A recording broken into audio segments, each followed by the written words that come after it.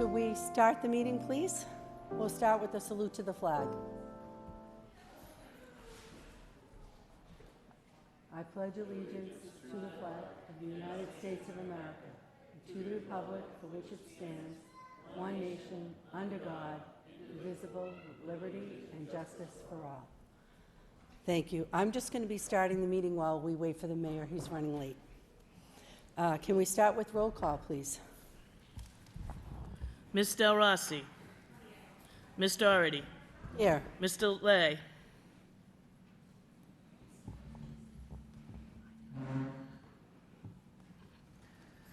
Ms. Martin. Here. Ms. Thompson. Mia Chow. Ms. Chun. Here. 2 absent, 5 present.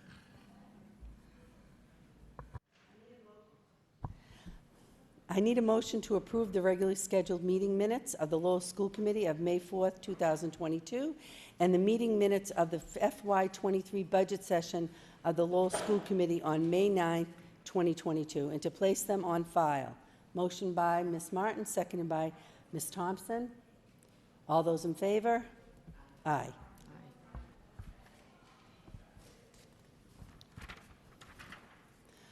Next, I need a motion to approve the permission to enter by Ms. Del Rossi, seconded by Ms. Chun. Any questions? No? Hearing none? Roll call. Ms. Del Rossi. Yes. Ms. Doherty. Yes. Mr. Lay. Ms. Martin. Yes. Ms. Thompson. Yes. Mia Chow. Ms. Chun. Yes. 5 yeas, 2 absent. Approved. Madam Vice Mayor, I'd like to take a moment of personal privilege. Yes, Ms. Thompson. Thank you. I would like to just, if we could, have a moment of silence for those who were lost to the violence in Buffalo, New York. I would appreciate that. And darkened chambers. Yes, we'll also have it, also on the memorials will be for Nancy Crawford, retired Pine Arts Executive Secretary. Dr. Chambers, please, for a moment of silence.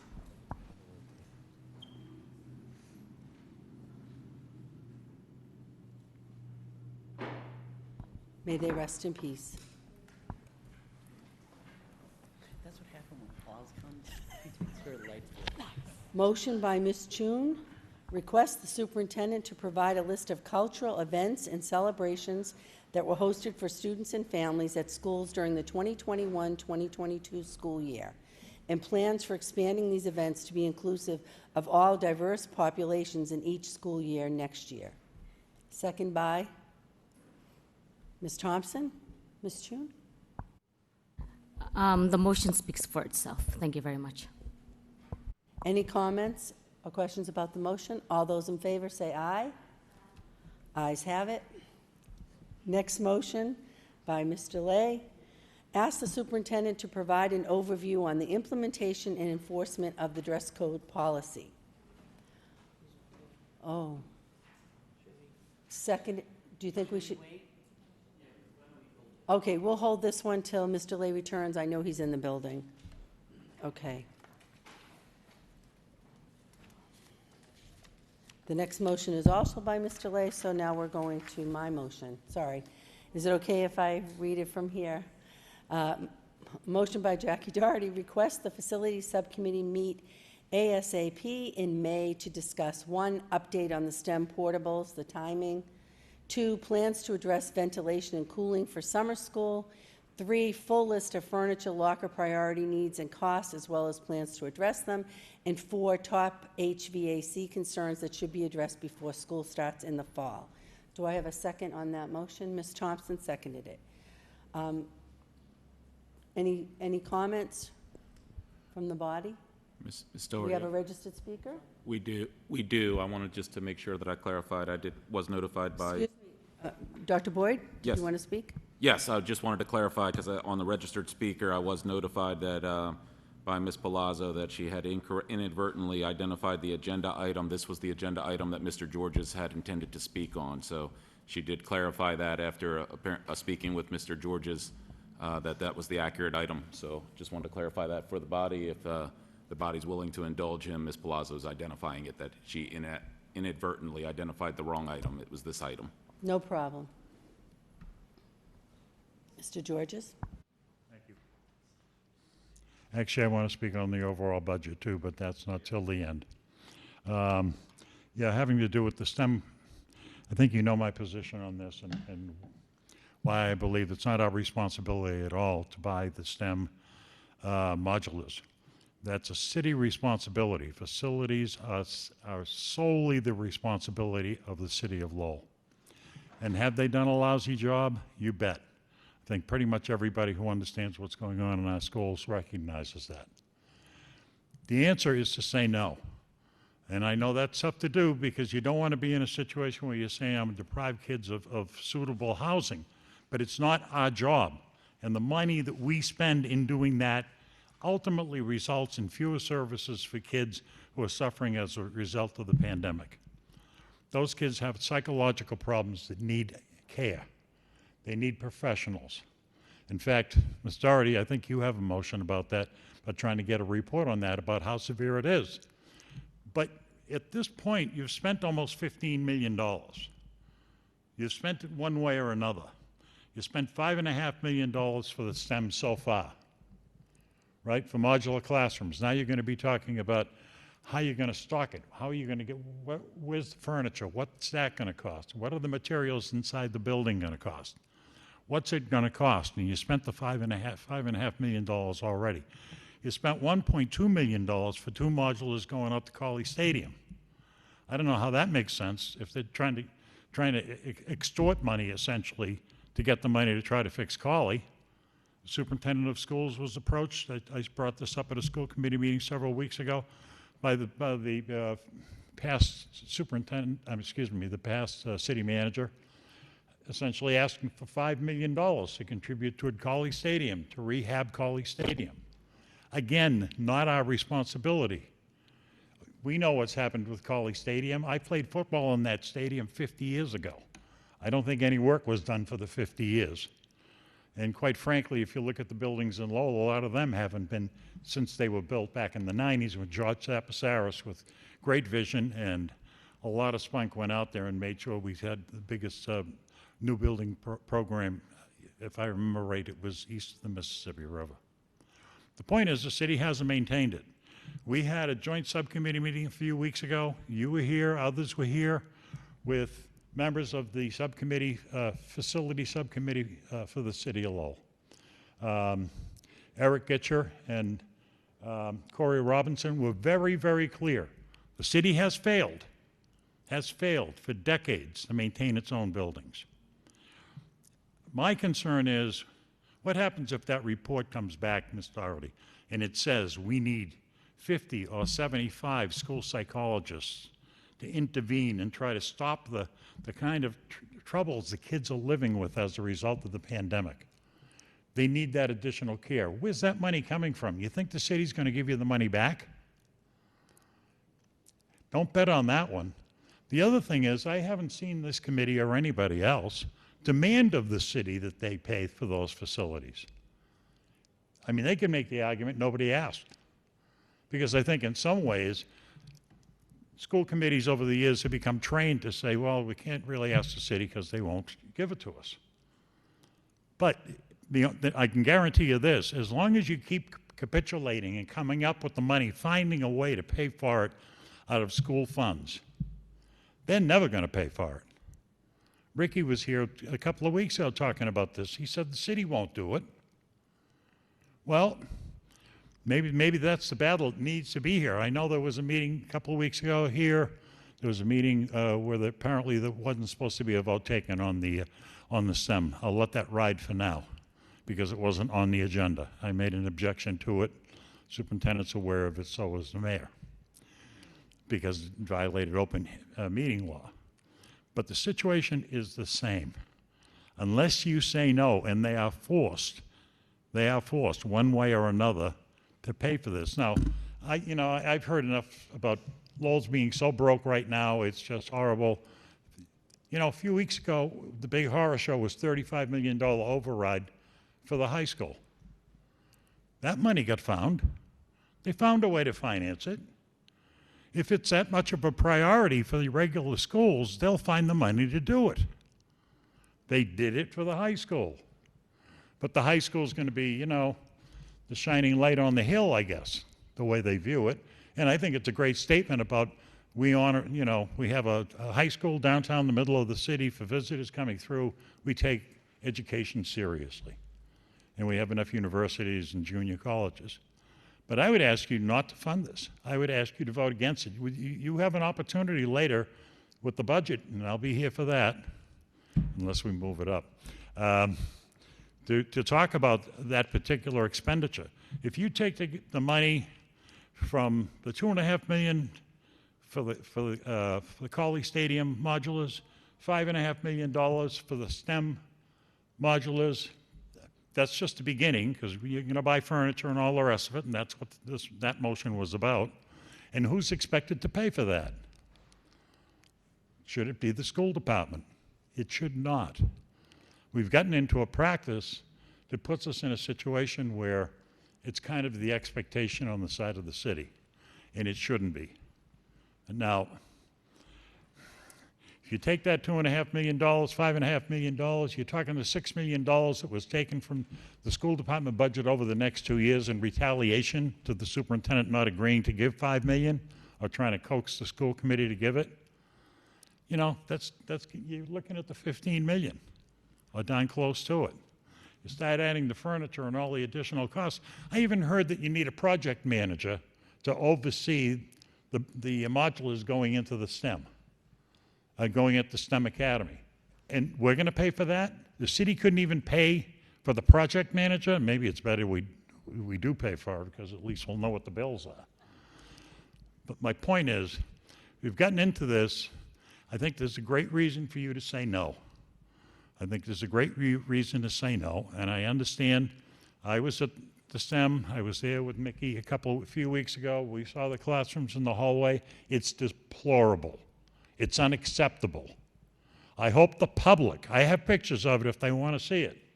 Call the Union Hall. I'll show you the pictures of the kids in the hallways. I'll make sure you can't identify the kids. But that's just not acceptable any more than places with no air conditioning, no ventilation, insufficient heat. Anybody who's been in the buildings, we've had to shut buildings down because we didn't have those things done. Excuse That's me, minimum. That's minimal. Mr. Georges, you're 2 minutes over the 5-minute lot. And Thank you very much. Well, I'll speak on the general budget adoption, too. Thank you. thank you.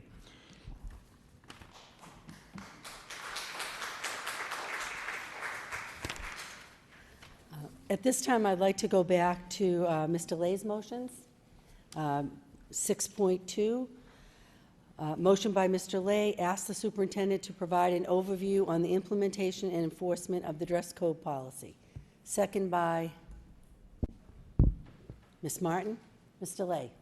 Thank you, Madam Chair.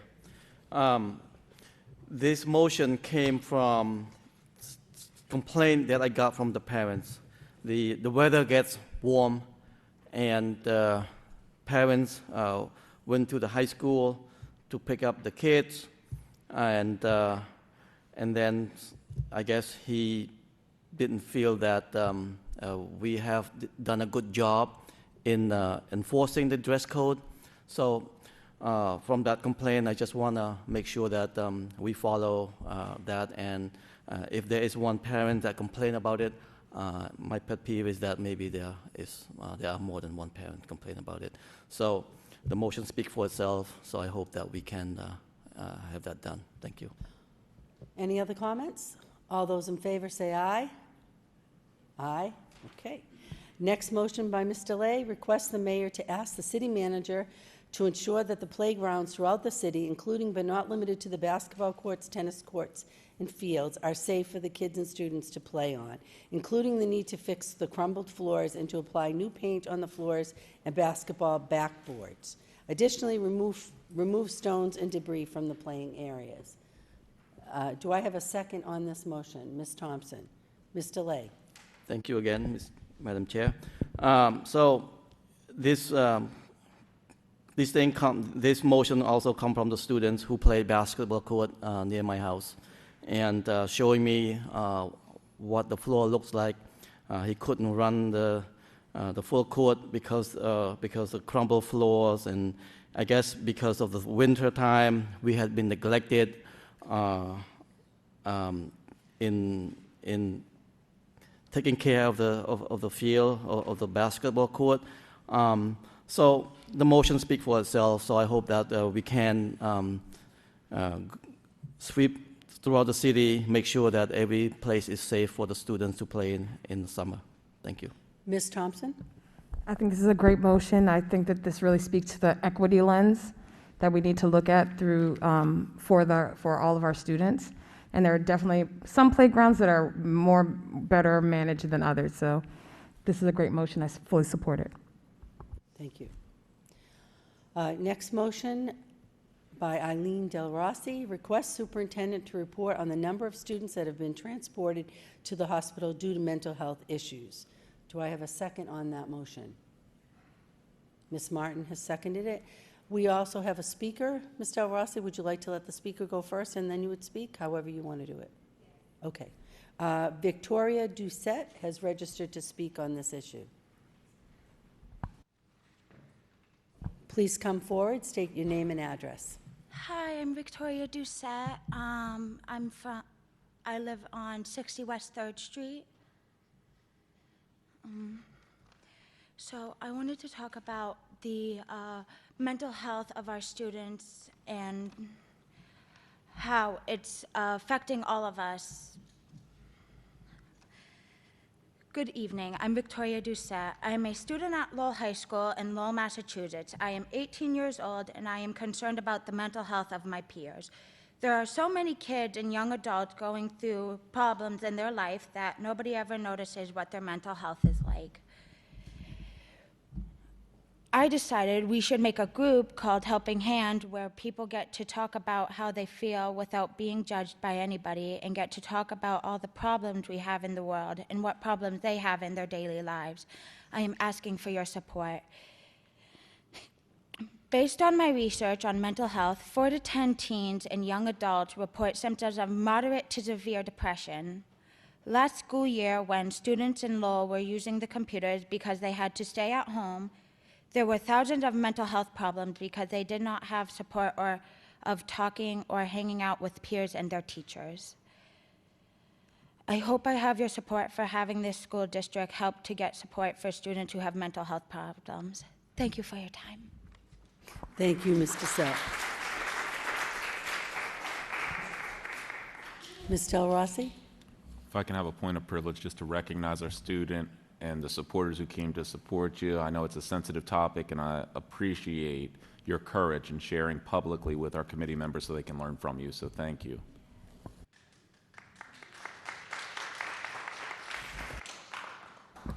Ms. Doucette. Second that.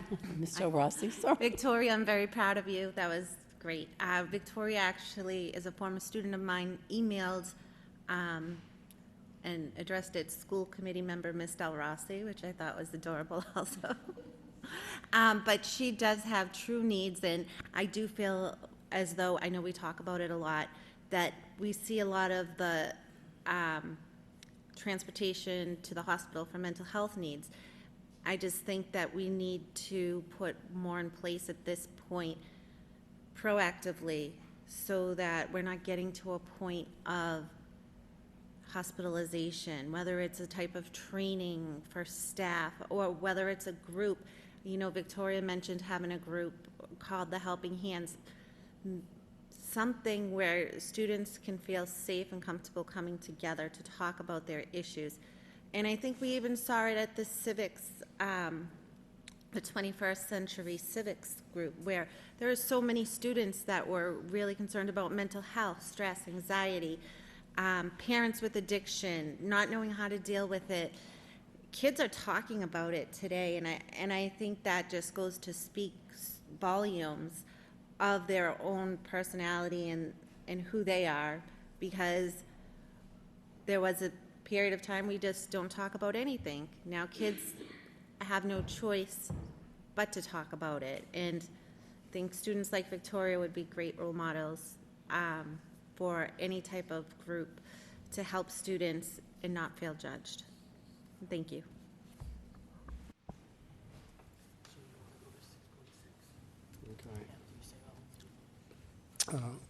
Thank you.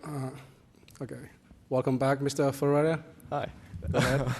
First, I just want to thank Chairwoman Jackie Doherty for taking my place for a few minutes while I was in the meeting. Thank you. Mr. Ferreira? Thank you, Mr. Mayor. That was a great speech, first and foremost. Thank you for coming. And I think the idea of creating that support group is actually very, very good. One thing I noticed about people who struggle with mental health is that they feel a lot better when they realize there's people like them. Creating that community of people who might struggle with addiction or struggle with mental health issues, it will usually probably provide nothing but benefits to our students. So whether it's like a club, like a student initiative, or if it's something led by administrators in school, that gathers these students with common issues together and recognizes and helps them recognize that they're not alone, it'll definitely be a big part of being proactive in the issue of mental health rather than addressing the issue after a poor situation has happened. Wonderful. Any other comments or questions on this motion? Hearing none, all in favor say aye. Opposed say no. The ayes have it. Motion is carried. We now go to the next motion, 6.6. Ms. LaRossi requests superintendent to collaborate with the School Improvement and Performance Management Subcommittee to create an anonymous survey for teachers and support staff to evaluate school building culture.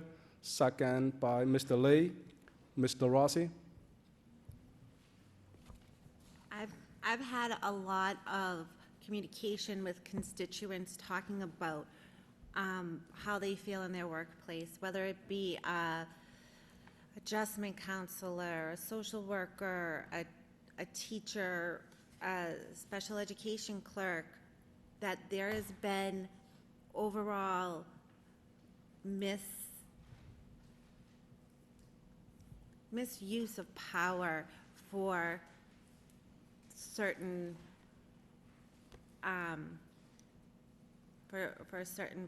whether it be a principal or another administrator. And I think that's something that needs to be addressed in law. I think that teachers and support staff should have the right to evaluate create some type of evaluation system to evaluate their own situation and how they feel in their culture. Because when you're working and that's your whole life and you're a parent, you get fearful that this is my job, this is my life, what if I lose it? But I have to do whatever my boss is saying. So, I think it's really important that we help to build school culture and make sure that there's transparency both ways. Principals evaluate teachers, administrators evaluate their staff. Why shouldn't in turn teachers evaluate principals or their bosses to assure that they're comfortable in their work environment? And that was my thought with that. Thank you. Ms. Thompson? Much like Ms. Del Rossi, I've had several teachers express a concern about the climate and the culture and being a little bit fearful to share potential ideas or issues that they're experiencing. And I think that it's really important in order for the students to get the best, the teachers, they need to feel comfortable as well. So we do have to figure out some system. I appreciate Ms. Del Rossi for bringing this motion up. Any other comment? Mr. Lay? Thank you, Mr. Mayor. Thank you. Likewise, I have teachers have spoken to me about finding a possible way to express about their working environment. So this would be one thing that I think will address that issue. So I support it. Thank you. Yeah. Ms. Chun? Yes, I would like to comment on that as well. From my perspective, we would like to collaborate with our Lowell Public School as well to share some cultures and school surveys. So we would love to do that and to collaborate in some ways to support you as well. Thank you. Any other comments or questions? Hearing none, all in favor say aye, opposed say no. The ayes have it. Motion's carry. We now go to motion 6.7. Ms. Del Rossi requests superintendent to report once a month on the status of the modular implementation timeline and financial decrease of this project for the STEM Academy. Second by Ms. Thompson. Mr. Rossi. This motion is much like Ms. Doherty's motion, 6.4. My concern is that it becomes more of an expensive project than what's projected, and not to fall down that rabbit hole of owing more money. But I guess this could even be bundled with Ms. Doherty's motion also. Ms. Doherty. I think it goes further, and so I think it does deserve its own merit. My motion was really give us an update with the timeline, where you're looking for monthly reports. So it is further, which I think it's important that we stay on top of it. Any other comments or question? Hearing none, all in favor say aye, opposed say no. The ayes have it, motion is carried.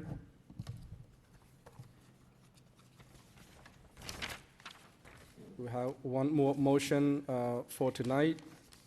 6.8, Mr. Rossi requests the superintendent to report the number of grant-paid positions and programs throughout the district. Second by Ms. Chun.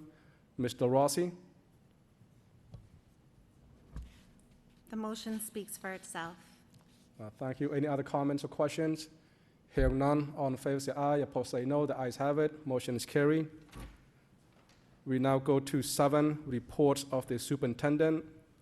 7.1, response to motion 2, CSO of 2222 by Ms. Doherty relative to interventions and enhancements.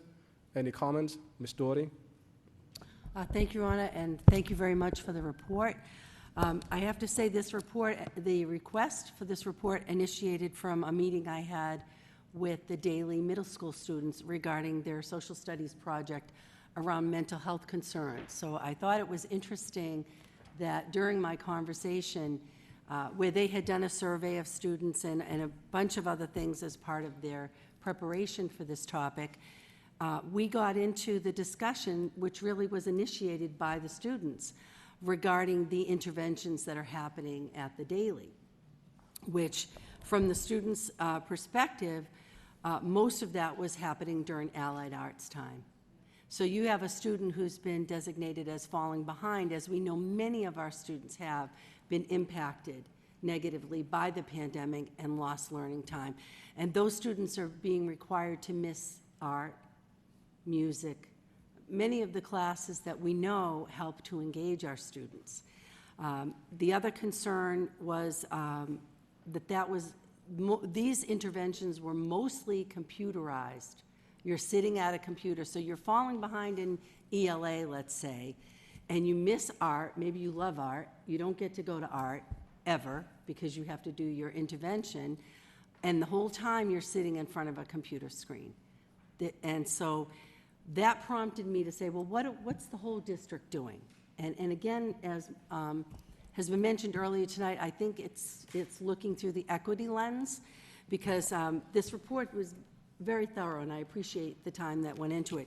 But when we look at many of the other schools have what they call a win block for intervention, and they're having adults in the room. And I know there's staffing concerns that vary, and then the size of the schools will have an impact. But I'm concerned about a number of things with this. The other piece was some of the schools, and I'll just list a few, the Butler, the Daly, the Pine, they were doing accelerated math. And that, other schools were not offering that. And I know years ago, we determined that we had high-flying math students who weren't being challenged enough at middle school. Then they get to the high school and they're not really ready for that top level work. And that's where we started the pilot, which Mr. Skinner may recall, where we said, if you're a high-flying math student, you get to do this enhancement to really push and support your math growth. So we don't see that happening across the district. The other school that jumped out, besides the Daly, that seemed to rely heavily on these computer programs was the Robinson. So the Daly students reached back out to me. They were also very grateful for the support, for the report, and they're wondering if we could come up with some district-wide policy that said, we need to figure out how to give kids interventions that doesn't take them out of allied arts, because that feels like a punishment. And if you're already struggling to be on the same level as your peers, you can see how that further impacts your mental health, your feeling of confidence in yourself, your feeling of worthiness. And then you're put in a room where you're sitting at a computer screen. It's not helping to engage that student in any way. I would say it's doing the opposite. So I'm looking for this as a first point. I'd like to put it back on the administration. I know it's complicated.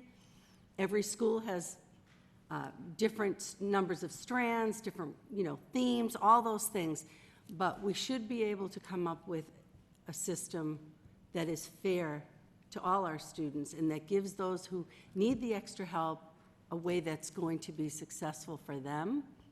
So I don't know if the next step would be to, I'd be open to Mr. Skinner's thoughts on how you want to follow up with this. I'm not looking to say we're going to make a policy right here, but I do think we need to look at this and come up with some, really some different options for our students. We have recognized, this committee, as the whole country has, the loss of learning through the pandemic, and we have put funding. Each school has been given additional funds to work out this issue, and we're looking to see the impacts of that, and it's not perfect. It's not just the money is going to solve it, but I don't think this is a solution that I'm comfortable with. And I speak not just for the Daily students, but for all those students who are out there trying to, on one hand, get the help so they don't fall behind, but on the other hand, also be challenged where they have strengths. And that's really our goal, right, is to meet each student where they are and to take them to the next level. So I appreciate the report. I'm looking for some follow-up of how we're going to do it better. Thank you. Mr. Superintendent, do you have a comment? Yeah, I think the better route might be to move it to the relevant subcommittee and have a discussion about it. You have several policies as a committee that constrain your time within the school day. I believe when I first came on, there was conversations about recess and lunch and a certain amount of time. So understanding the school day, the school schedule might be beneficial to a subcommittee discussion. It looks like I'll leave it at that if I'm... Ms. Martin? Thank you very much. Yeah, absolutely. And I think, you can certainly look at, there is finite time in the day and we are struggling to fit everything we need to into it. What I would say is that we find ourselves in a very unique circumstance right now, where we have funds, where we have opportunities, specifically because we are addressing the impacts of a pandemic. We have the opportunity to be far more flexible than we would have been 2 years ago, and then we probably will be able to be 2 years from now. So this is a very finite window. But I do think that it gives us the opportunity to look at things like, an after-school program where interventions drive what's going on, where you're able to select students that, and again, I take Ms. Doherty's point, intervention should not be punishment. It's a benefit for students. It's an opportunity to help them and keep them moving forward. And I have to believe we have the creativity to kind of create some programming that would support our students during this, 2 years, to get the additional intervention in a way that could also include some other benefits that students would see as a positive. So I think as we kind of, like we do so many times, throw this back at the administration, good luck with that, that we have specific dollars that we can use to solve this problem. And that is a rare and wondrous thing that generally we do not have that option. So I think as we look to the administration, and I think referring it to a subcommittee makes perfect sense, whichever one the mayor would like. I think we do need to keep in mind that where in many cases in the past, sometimes you're up against a brick wall, we're not right now. We have the opportunity to make some investments. Short-term they may be, but could have a really big impact for those students who really were so negatively impacted by the pandemic. Thank you. Ms. Doherty? Thank you. I think that Mr. Skinner would like to weigh in on this topic. I would like to suggest that we send it to the policy subcommittee. I think we have a school assignment change in front of us tonight, too, that I think should also go to the policy subcommittee as we have known it in the past. I think in the last couple of years, we've made some policy changes without going through that subcommittee. I would like to bring that back as a process for vetting and working through some of these details, but I would make that in the form of a request to you, Your Honor. But at this point, if Mr. Skinner would like to share some of his thoughts. I know as a former principal, he understands the complexity that we're talking about. Okay, let me take up on that suggestions after Mr. Skinner speak. So through Mr. Superintendent to Mr. Skinner, if you have something to say on this. Mr. Superintendent? If I think the idea, the suggestion of having a conversation in a subcommittee is a good one. I have plenty I can say. I have lots to contribute, but I think I'd welcome that opportunity to address it in more detail in that forum. Okay. Any other comment on this? And back to Ms. Doherty's suggestions. I did see that one of the agenda was to create a school assignment policy. And given that, Ms. Doherty, you mentioned that I understand that there was a policy subcommittee in place before. And given that I know not just meeting alone, but even previous meetings, there was always reference to the policy subcommittee that the school committee members were used to bringing different issues like this to discuss in that subcommittee. So if there's no objection by any of the members on board tonight, I propose to move to establishing that policy subcommittee again as of tonight. And I will maybe try to assign members to this policy subcommittee by the next regular school committee meetings for the policy subcommittee. Mr. Mayor, may I? Mr. Lay? Thank you.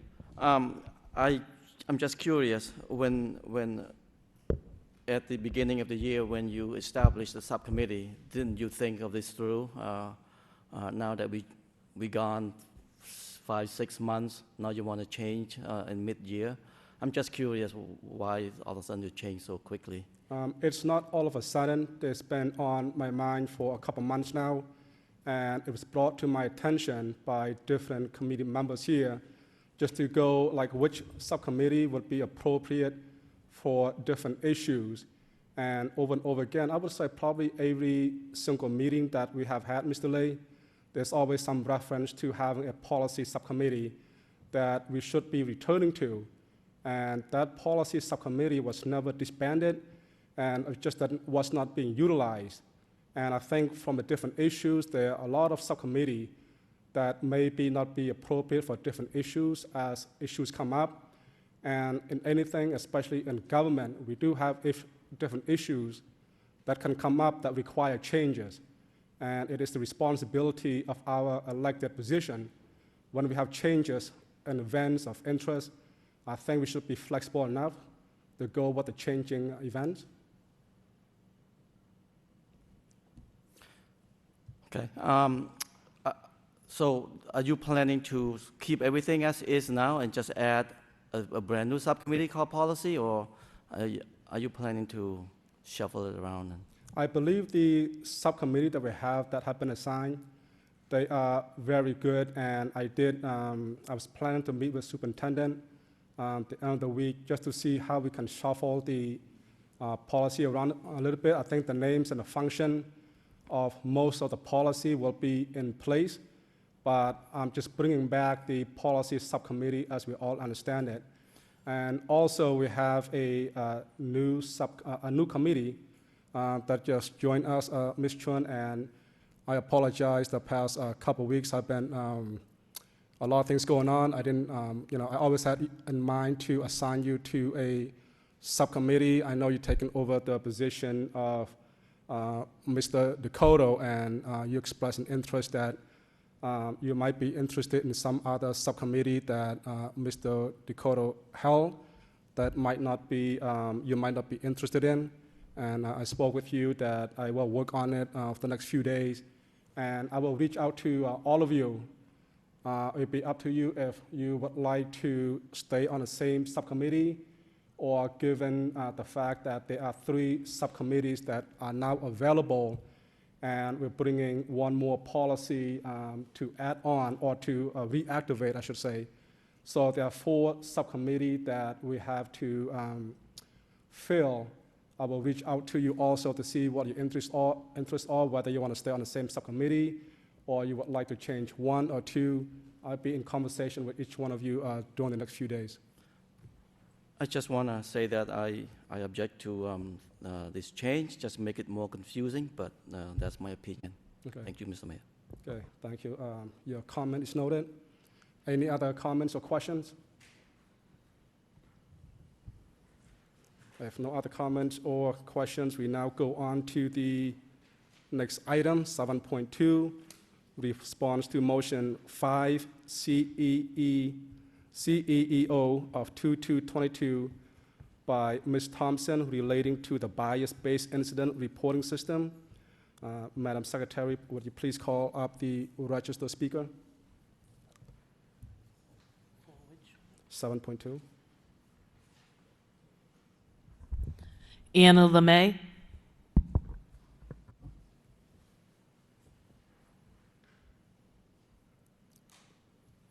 Is she on?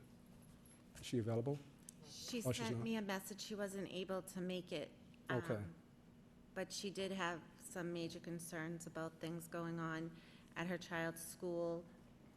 Oh, she did have some major concerns. Would you like to speak on her behalf since she sent you a message, Mr. Rossi? Would I go over there? No, you can speak from your chair. Mr. Rossi?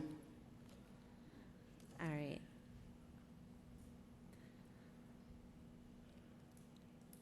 So there's been a lot of harassment and bullying, and even though there's bullying, there's reports done, nothing is getting done about it. Kids are being suspended and consequences are not working. I guess Anna had another parent actually was allowed to pick up her child from school and bring her to McPherson's Park to fight another girl without Anna's permission. Come to find out it was the mother of one of the kids that has been bullying. Hearing from kids, someone at the school tells them to fight elsewhere so they don't get into trouble at school. There's one person that really takes this stuff seriously over there to get to the bottom of it, but he can't do the job by himself. She had some issues with the administration there. I had her, because my child was going to beat her up, so she was scared. I had her and my sister, I had the mother, Anna had her mother and her sister go to dismiss her daughter because the same child was going to beat her up, so she was scared. She's not even allowed at the park by herself. Same child beat up my stepsister's daughter, who's in the 5th grade, and this girl should be in the 8th.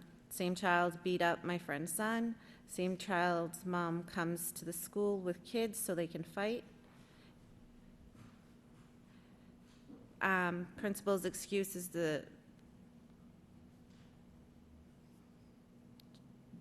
child has some difficulty. Anna's daughter physically shakes before going into school.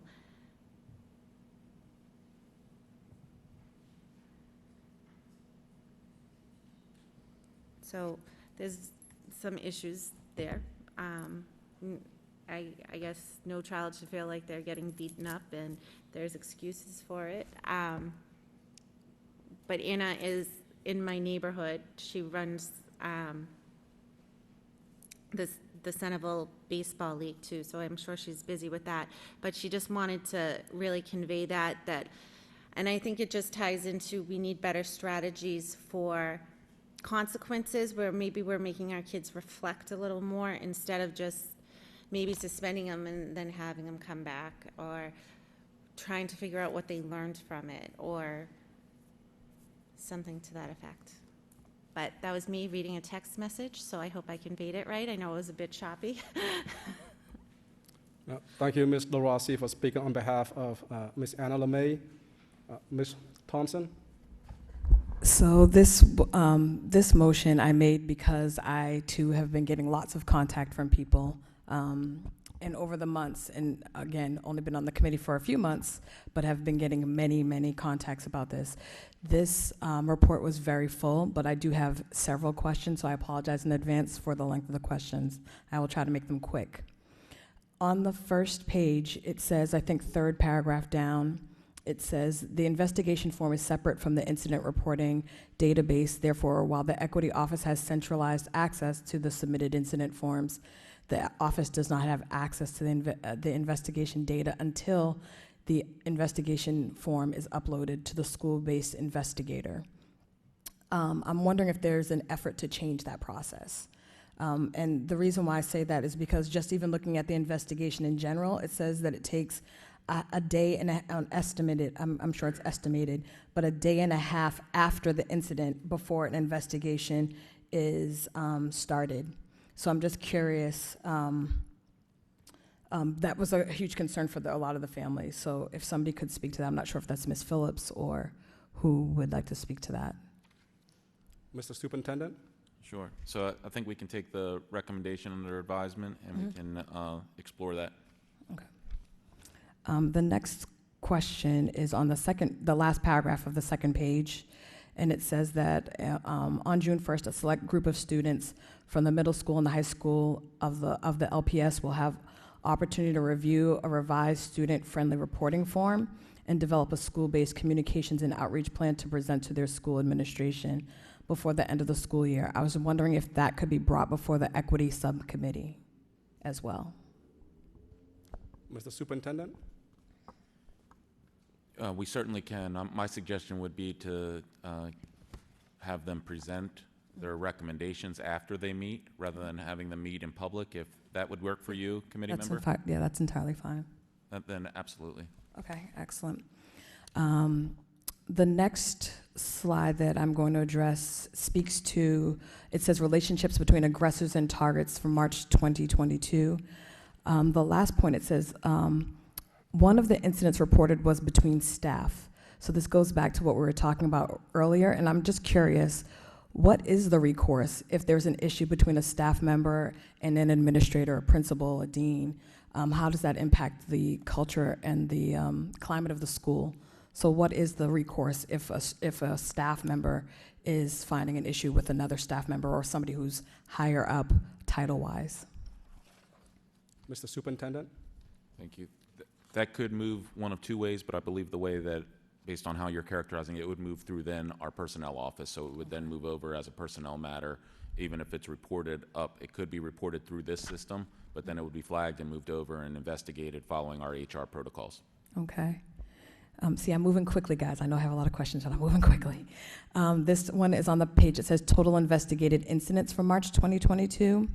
And it says 61.1% of the investigated incidents of bullying, discrimination, harassment, and racism were substantiated, which means they were proven accurate.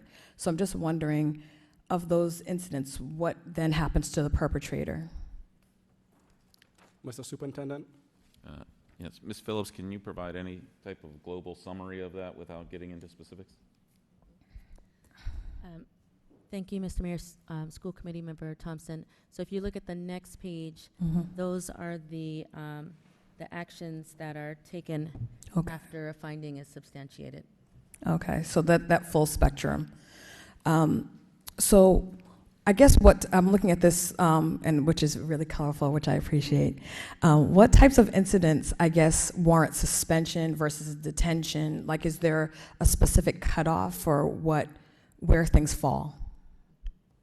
Again, to Ms. Phillips through you, Superintendent. I think that one might best be directed to our Chief Schools Officer. It follows our code of conduct there. Okay. Within the realm of our school principals. Mr. Skinner, can you share in a global way briefly? do you care to repeat the question, please? Absolutely. So it said on that colorful sheet, I'm not sure if you have seen it, but it's yep. So it gives a listing of all the different ways that someone is, after a finding of them bullying or harassing, the punitive, I guess, measures that are taken. I'm just curious, how is there a definitive breakdown between when someone gets suspended versus when they get detention or something of that? Is there like a line? Sure. Thank you. So, in global terms, there's every attempt made to avoid suspensions. We want students to be in school, and we've gotten better over the years in reducing suspensions. But in order to do that, we need to consider other consequences in school, various of which are listed. If I understand your question correctly, it's almost like sort of where's the line between one and the other, right? Correct. And so there's two responses of sort. There are certain offenses which we could consider suspendable offenses. For example, an assault, right? Vaping until recently might have been considered a suspendable offense. It's not really a good reason to suspend, and so we're reviewing that. But a number of cases, the second part of the answer is that they require a judgment call. And so one child may be pushed in line by a student who's getting ahead of them to get their lunch. Is that an assault? It's a judgment call sometimes, right? And so our administrators, I think, do a terrific job of being, by putting students first and caring for students and making the best judgments they can. Okay, thank you very much. And then my last question, I've made it all the way through. Oh, sorry. Yeah. Mr. Superintendent. I just wanted to make sure that, given the example that Mr. Skinner provided in our past conversations, if it relates specifically to racism, that would be something that would be supported through our equity office. So Ms. Phillips can provide follow-ons in those circumstances. Okay, excellent. Looking for those types yes, of I would like that as well, yes. And then my last question. This one is on the page that says total reported incidents April 2022.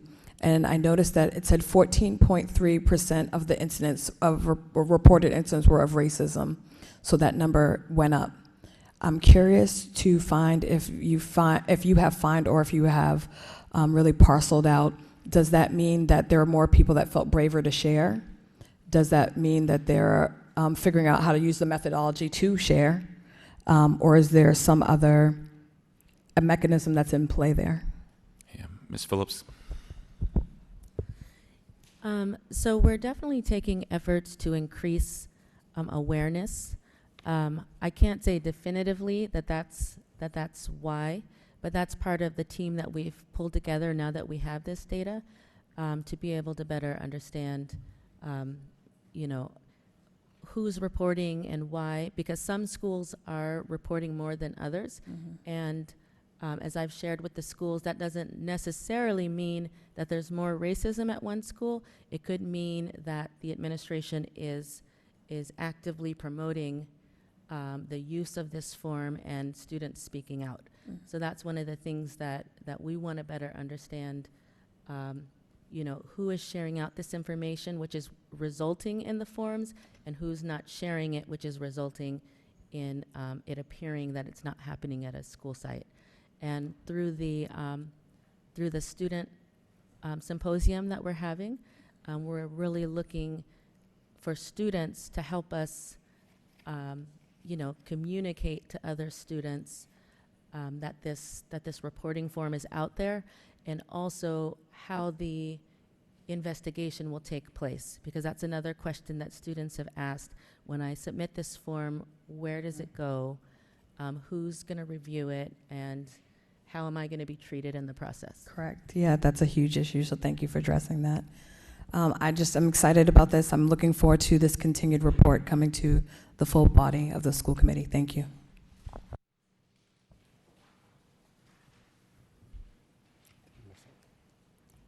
Ms. Martin? Thank you very much, Mr. Mayor. I just had a couple quick questions. I didn't list them out the way my colleague did. But I did want to ask, so just so I'm understanding, as our reporting kind of protocols stand now, it's really only the adults who are able to access the system. What you're working on is the next step for students to have a direct opportunity to be able to report these kind of incidents, is that right? It's publicly available, but it is more adult-friendly, Okay, which I think or makes not sense. Yeah. student-friendly. I can appreciate that. I am curious about the relationship between this incident reporting mechanism versus the journaling that I know our teachers are doing. Do we have a sense of what the relationship of that is? Because, I mean, I have been, approached and have heard that teachers are more comfortable doing the journaling of these incidents where it doesn't leave the school and not necessarily being encouraged to use this system. So do we have a sense of what the interplay is between those two activities? Mrs. Phillips, has that come up? So that's something that I would have to look into. I do believe that in some cases, people are still comfortable with older ways of addressing matters. And that's part of what we're trying to address, because as a system, we can't know what all is happening if we're not using this centralized form. So that's part of what we're working toward. I think that, and certainly that needs to be part of the effort, I absolutely agree. And I do think you could be right, this certainly could be some kind of old, people maintaining old systems. What I was hearing more, though, was that they were, that it was more of a preference from administration, and this is at the school sites or whatnot, to limit their reporting through journaling, because it did not rise to the level and would not kind of become part of this overall reporting structure. And I think that that's, a critical thing that needs to be addressed through, through all of our leadership. That, I mean, again, what we're hoping this will accomplish cannot happen if we don't have real information. So I think that needs to be something that we're really encouraging staff, and hopefully with I know parents have been able to participate, and ultimately we'll be able to have students. But I think we just need to be really, really open about these situations, because nothing improves if we don't know about it. So just as we move forward, that would be very helpful. Thanks. And School Committee Member Martin, I've also heard concerns around paperwork. And so we're also looking at the form to make sure that it's not overly cumbersome, that we are able to capture all of the incidents that are occurring, and that it doesn't become overly burdensome and compliance driven, but that we're able to gather the information. Because I think there's a feeling of, if someone feels it's small, they don't want to write up a whole lot of paperwork, and I've encouraged them, well, put it in and use your professional judgment, and then as we learn, how people are using their judgment, then we can provide better guidance. I think that, paperwork is never popular. Thank you. Mr. Ferreira? Thank you, Mr. Mayor. I was just wondering, I'm looking at the pie chart for total investigated incidents of March 2022. What exactly is meant by no findings? Does that mean there just wasn't anything proven to happen in a certain incident, or proven to cause a certain incident? Like, what's meant by no findings? Mr. Superintendent? Ms. Phillips? Yes, that's correct. Oh, okay. And then following that up, does that mean that anything that goes unsubstantiated, there is no subsequent action as there would be for a substantiated finding? Yes, that's correct. Okay, thank you. And also, just last question. So you said that the current reporting system is sort of non-student friendly in a way. Mm-hmm. What exactly is being done now, if you're able to, or maybe just as a general answer, what's being done to sort of expand the reporting to students? Mm-hmm. So our Lowell Student Advisory Council has a subcommittee that is working on making the form what they feel is more student-friendly, and they're going to present that at the student symposium to our middle school students and the other high school students, and they can get some feedback there, and then we'll finalize the form, but it also has to be transferred into a database, so that's the process. Sure. And just to confirm, is that the select group of students highlighted by the last paragraph in the memo? Yes. So most of the schools at the civics gathering, I don't know, I think I saw some of you at the civics convening. Groups of students investigated racism at their school as part of their project, as one of their projects. And so we wanted to provide the opportunity to follow up on that and give them opportunities to translate what they have already started to, research into their school, research in their school into practice. All right, sounds good. Thank you. Any other comments or questions? Hearing none, we'll now go to the next item, 7.3, Enrollment Report. Mr. Superintendent? Thank you. This report is a standard report. We're submitted as a report of progress.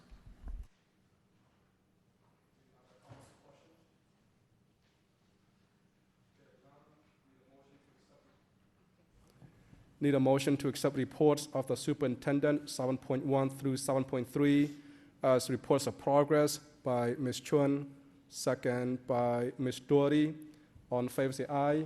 Opposed say no. The ayes have it. Motion's carried. We now go to 7.4, home education. Mr. Superintendent? Sure. Same applies as before. It's a report we submitted as a report of progress, standard form. Any comments or questions? Hearing none. Need a motion to approve by Mr. Lay, second by Ms. Martin. Madam Secretary, roll call, please. Ms. Del Rossi? Ms. Doherty? Yes. Mr. Lay? Yes. Ms. Martin? Yes. Ms. Thompson? Yes. Mayor Chow? Yes. Ms. Chun? 7 yeas approved. We now go to 8, new business, 8.1, FY23 Budget adoption. Mr. Superintendent, there's a registered speaker here. Would you like Mr. Paul Georges to go first? Sure. Madam Secretary, call the registered speaker, please. Paul Georges? Yeah, Paul Georges, President, United Teachers of Lowell. I want to get up and say the similar things that I said last time I got up here. You have an opportunity to say no to the city and require the city to live up to its obligation to take care, not only take care of the facilities, but ensure every child has a suitable placement in this system. And since they're not going to do it, and you're not going to ask them to do it, you're going to pay for it. And that comes out of money that can be used to service these kids. Just here tonight, we had one young lady speak about mental health of kids and the struggle they're going through. You need more evidence than that? We surveyed our members. 90% of them said they would prefer the money be spent on making sure that the kids had the proper services and there'd be additional services available to them. And also they wanted to make sure they had what they needed in the classroom to be able to function, over spending it for ventilation and so on. That was their choice. 90% of them said that. The actual quote was, they said, I'll just go back a page here. They said, the survey, they were more concerned about the students' mental health and safety of our students filling all positions in the system and making sure they had adequate supplies to be able to do their job, rather than taking the monkey, if you want to call it, off the back of the city for having failed to do these things for decades. And that they would aggressively push the city to live up to that responsibility. I'm asking you to do the same thing. I'm asking you to take those provisions, those things in the budget that you're going to approve in a few minutes, those things that have to do with facilities, that remain solely the responsibility of the city, and say no. Call for a meeting immediately, a joint committee meeting with the city council. I think you're going to find more people on the city council that are interested in trying to push the direction as I've been trying to indicate. That is, improve the quality of the buildings, obviously, that have been left benign neglect for decades. Mr. Mayor, you know, how much pushing did you have to do on the city council side to get the Morey School straightened out? That has to be the need for every single neighborhood representative in the city of Lowell. I'm just simply saying, You can get this process going by simply saying you're going to carve out those facility expenditures, vote on them a different time after you've had an opportunity to speak to the new city manager and speak to the current city council. That's what I'm asking you to do. And again, with the authority I have from my own members who know because they're in the classrooms every single day. Thank you.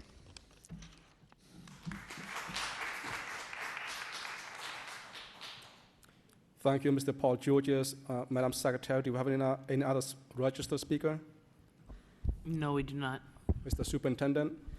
Thank you. So a point of clarity, the school committee will be adopting the general fund budget, the dollars that the United Teachers of Lowell are referencing are within your ESSER fund and the ESSER plan. The school committee is not taking action on the ESSER plan here this evening. The budget here for the general fund, we also did speak to our ESSER plan. We're prepared to answer any questions that the committee may have as it relates to ESSER, but the general fund budget is what's being adopted here tonight. We recognize there's great needs across our district. However, we also recognize there's been extraordinary work within the city of Lowell, within our public schools, to support our young people through the most difficult time in public education in the history of public education. And I'm happy and pleased to present to you a budget here tonight that's gone through several iterations of vetting by our community, several very difficult questions from the committee, and I'm confident that tonight you have a collective recommendation on behalf of our community to chart a path forward for our schools. There's extraordinary opportunity and extraordinary optimism to come out of these past 2 years, heading into next year, returning a sense of normalcy for our young people and accelerating a path to greater learning in all of our schools. My recommendation is enthusiastic adoption of this budget so we can submit it over to City Council so we can get it formally filed at the state. Ms. Turner can answer any questions related to ESSER or the general fund that the committee has, but for our viewing community, the committee has engaged in 2 full public budget hearings prior to this point. The committee is obligated to conduct 1. They conducted 2. That's also following over 100 meetings that have been conducted in the build-up to tonight across the city through our school site councils, as well as facilitated district-wide for our community, as well as our staff. Sometimes our community could view the adoption and view the dollar amounts and assume that it's a very quick process. This is anything but. Tonight is the culmination of 5 months of work. And again, I believe this recommendation, while it may be my recommendation as superintendent, it's on behalf of our entire community.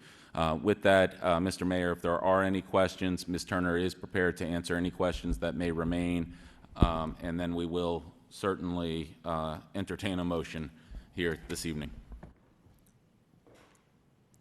Ms. Doherty? All right, thank you, Your Honor. I actually had a couple of questions, and I'm wondering if tonight would be okay. I would like to look at what the plan is right now for the ESSER spending, but before that, I wanted to say I was disappointed that we didn't ever get the FRC audit on the Family Resource Center, because I know we did put additional funding in that, so I'm through you to the administration. When can we expect to see that audit? You guys obviously had enough information to base some of these recommendations for staffing, so I think, we need to see it. So I'm just wondering what the timing of that is. Mr. Superintendent?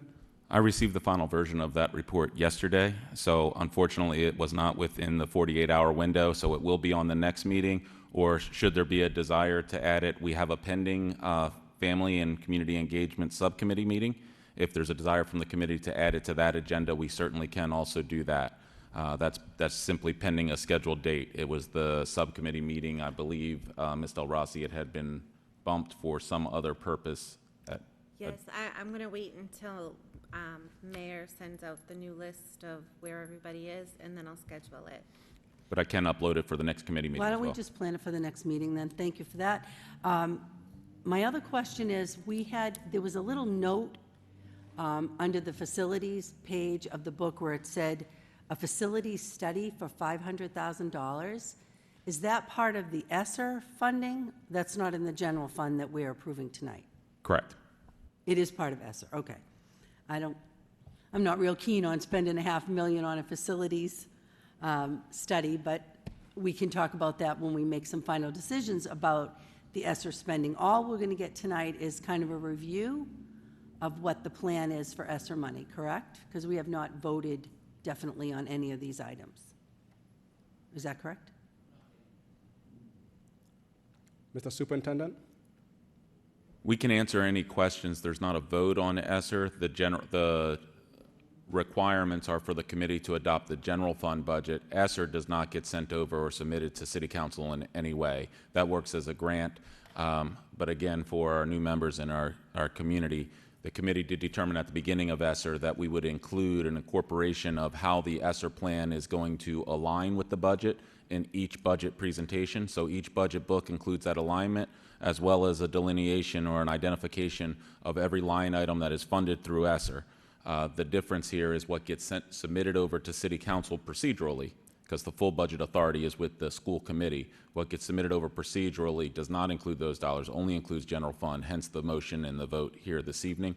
But yes, everything is public and also available for committee questions, and Ms. Turner's prepared to answer and to share as the committee desires. And just one to clarify, so I understand we're not voting on ESSER. My question is really, we have not voted as a committee to fund a $500,000 facilities study.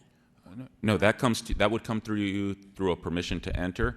The committee did receive a memo from me on an update to net school spending. You received that memo on Monday. That lays out what we're referring to there. That has to go through a bid process. It has been released through a formal request for proposal. We'll get the bids back. If the bid is recommended to the committee, it comes under separate cover under permission to enter once we know the official and the formal contract. This is an estimate. The committee previously voted to do an assessment of HVAC across the system. The HVAC alone was upwards of approximately, Dr. Hall, 300,000? 350, hence our estimate here of 500. This is to create a 5-year facilities master plan. This has been a recommendation multiple times across multiple committees. It formally came as a recommendation in 2019 prior to my arrival to the prior committee through the Department of Elementary and Secondary Education. It's also standard practice. However, we have not had a facilities master plan in at least a decade. I believe Mr. George has referenced the last one, which was, as far as I can determine, was through my predecessor, Sapaceris. So a formal 5-year facilities master plan. The last message I got is that there was a study partially completed perhaps a decade ago, but there is no formal plan. That's the reason for the recommendation, and we'll certainly give you more details at the point of the permission to enter. That would come forward following the conclusion of the bids. We'll receive those bids at the end. That's intended to conclude at the end of this month, which means they'll be scored next month, and they would come back to the committee then. I'm sorry, I'm still confused because the facilities subcommittee met and we made a recommendation that we move forward with the HVAC study, which was $350,000. And are those the bids you're talking? What's the difference between the HVAC study and the facility study for 500? Are they the same study or a different study? I'm confused. Mr. Superintendent? So a 5-year facilities master plan takes into account our entire school population, programmatic needs, and all needs, both preventative and responsive in terms of maintenance, as well as capital improvement projects going forward over the course of 5 years. It also then delineates who's responsible for payment of those projects, whether it be state, local, or school district, as well as the timing and the prioritization of those projects. The HVAC is simply responsive and preventative maintenance of our HVAC units within our schools. So the HVAC study is a very small subset of the facilities master plan. There's right now some of the challenges that we've experienced, particularly the overcrowding at the STEM, would be resolved through a multi-year facilities master plan, would not be resolved through an HVAC study. We have a building coming open in 5 years, the Freshman Academy building. There hasn't been any planning at this point on the use of that facility. That's 5 years out. That would be included within a 5-year facilities master plan. It wouldn't be included within an HVAC study. So by conducting the HVAC study, we can take that part out. So you'll see in the RFP, we actually redlined that aspect out so that bidders know they're not responsible for doing any aspect of HVAC because that's already been contracted out by this committee. So this would be everything except HVAC. You now have the opportunity to vote on, should the committee choose when it comes back as a recommendation, you have an opportunity to vote on the larger 5-year facilities master plan. You've already taken action on the HVAC. Last question, I promise. So it's 500,000 in addition to the 350,000 for the HVAC. That's the plan for that study. We won't know the cost until we get the bids. So what you have referenced in the budget book is just a number of placeholders, because we can't map out facilities we did understand through the supply chains and the increase in costs all the way around what anything might cost until we get the contract. But given the fact that the HVAC came in at 350, we thought this was a reasonable and responsible placeholder to notify the committee. But we won't know until we get the bids back. You all set, Ms. Doherty? Yes, thank you. So now if we want to talk about ESSER. Sure. Through Mr. Superintendent to Ms. Turner. As the superintendent mentioned, we're really going to be ready for any questions, but what I did do is I took Section 8, and they're putting it on the screen now so that we could show you so you can have something in front of you. As we discussed, the superintendent's presentation when the budget initially started was really an ESSER plan. It described at the end of each of the strategic sections, it would give a budget spreadsheet that showed what was ESSER and what was general. So the sheet that you have in front of you here, it's showing you what we plan on spending with ESSER funds. This particular page includes ESSER and new money, so any new money we got through Chapter 70. In your book, you see the headers. You're not seeing them here, but the first column is showing you the total new money. The second column showing, the first column showing all funding sources. The second column showing total new money. The third and fourth and fifth column is showing ESSER funds, ESSER 2, ESSER 3, things like that. Again, this is in your budget book section 7. Sorry, it's section 7. But to quickly let you know what we do plan on spending with ESSER, we have the sustainability of ESSER investment spreadsheet. What it's trying to show you here are all of the interventions and investments by year and which grant was covering it. As the superintendent has explained, anytime we did add something to the ESSER grant, we would put it for all 3 years. Well, not the first year. If we did not get around to doing something due to COVID, the year 2 and year 3 would fund it. But some of the examples of funding things would be mental health, the mental health supplement, the behavior support supplement, building supplements, Renaissance supplements, increase in the sub rate, the cost of increase in the sub rate of $1.7 million. Those type of things were added to ESSER year 2 and year 3. Other costs that are going on the ESSER plan include extended learning, the additional learning time. When we offer additional learning time for students for 2 days, we have to pay the adults. So those funds are there. A pre-K expansion, those funds would be, the ESSER funds would cover this. Library services, we do have an investment plan of $2.9 million. Those would be covered by the ESSER dollars. The after-school program that we did begin last summer and the after-school program and summer program both will be funded for the next 2 years with the ESSER dollars. We also want to do the transportation for the summer program. As you know, that did not happen because of the limitations with the bus drivers, but we do intend to fund it if we're able to overcome the staff shortages. Another example of investments that we want to fund under ESSER would be classroom practice. And then if you scroll down, there's the I'm sorry, I'm having a hard time with this screen today, non-instructional. The non-instructional section is to expand transportation for high school students. We also want to do a student resource center alternative ed expansion. We want to invest dollars in that using ESSER funding, but we know that takes planning, so we only put that in year 3. Like I said, these spreadsheets are available to you in section 7, and you'll see when we have one investment, whether it's going to be funded the next 2 years or just on the 3rd year. If I go back to the original, the original spreadsheet, which is page 1 in section 7, just shows you all of the investments which align with our strategic investments, and it shows you every single cost item, like Student Resource Center. All of those items that we discussed, we've moved a lot of that type of thing into the general fund. So that first spreadsheet, you'll see whether it's general fund or ESSER funding. So I guess ultimately you have two spreadsheets. The first one is showing you whether it's local dollars or ESSER dollars, and the second one is showing you those costs that are hit in ESSER, how much we plan on spending each year. So you can ask specific questions if any of these stand out to you. Ms. Doherty? Thank you. I know we've heard the phrase fiscal cliff. I wonder if you could tell us how many new positions we've added in the last 2 years, and what is the plan for when this funding is no longer available? Mr. Superintendent? Thank you.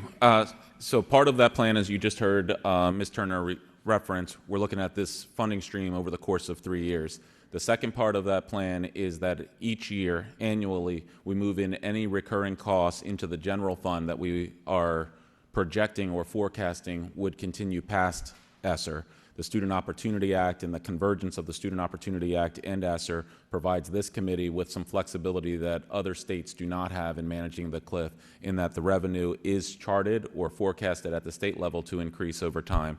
So you have both of those opportunities in front of you as a committee that we are actively using each and every day, which is, if you look at ESSER year 1, you see that year is a much smaller investment because, as you've heard Ms. Turner refer to, fund management was moving funds into the general fund actively this year. That then set a different general fund baseline where some of those funds could be maintained within the general fund.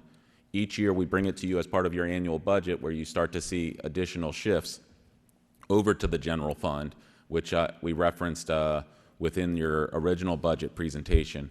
And each year we're going to have those conversations. Inevitably, there will be a cliff. Right now you have both the increases due to Student Opportunity Act and you have ESSER.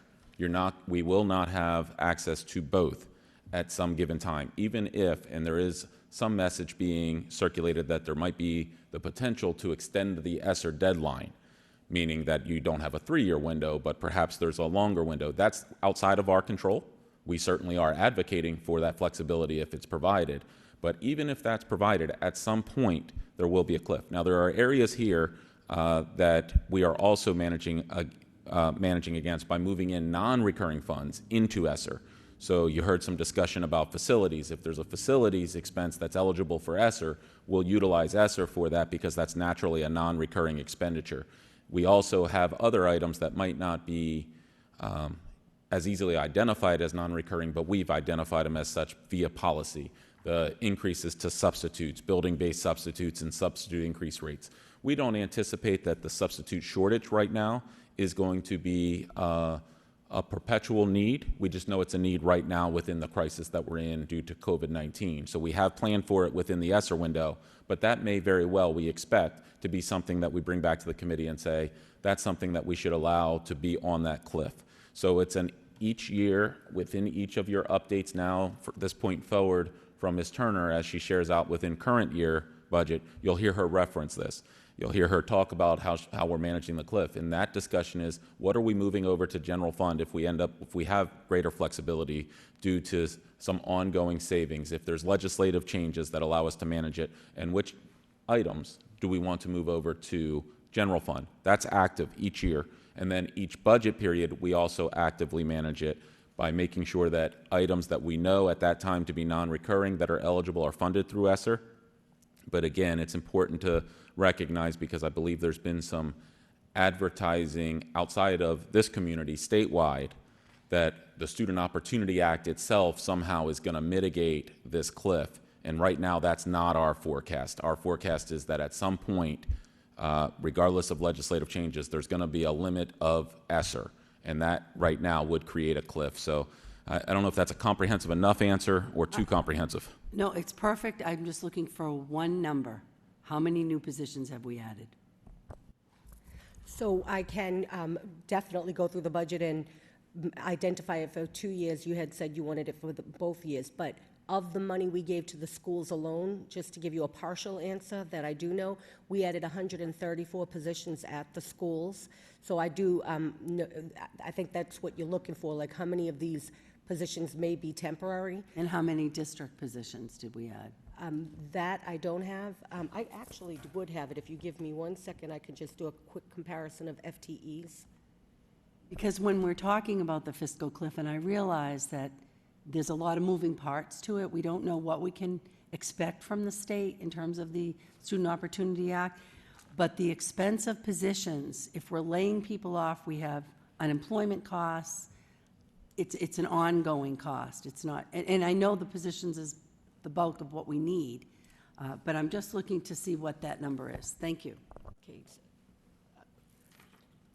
Any other comments or questions? Are you, Through Ms. Turner, you want to say something?